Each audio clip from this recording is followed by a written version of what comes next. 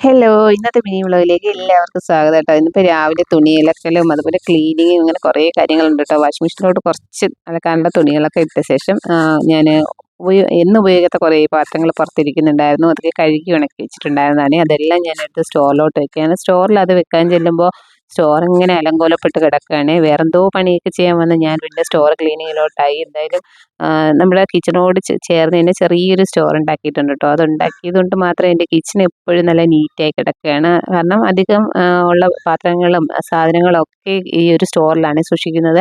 അത് കാരണം സ്റ്റോർ ഇങ്ങനെ ഒരു അലങ്കോലമായിട്ട് കിടക്കുകയാണ്. അതും വല്ലപ്പോഴും നമ്മളൊന്ന് ക്ലീൻ ചെയ്ത് കൊടുത്താൽ സ്റ്റോർ നല്ല കാണാനൊക്കെ നല്ല ഭംഗിയായിട്ട് നമുക്ക് എപ്പോഴും ഒരു അട്രാക്ഷൻ തോന്നും കേട്ടോ. കാരണം ഒരുപാട് സാധനങ്ങളൊന്നും വെച്ചിട്ടില്ല. നമ്മുടെ കിച്ചണിലോട്ട് വേണ്ട കുറച്ച് സാധനങ്ങൾ മാത്രം, പിന്നെ വേറെ കുറച്ച് ആക്രി സാധനങ്ങളൊക്കെ വെച്ചിട്ടുണ്ട് കേട്ടോ.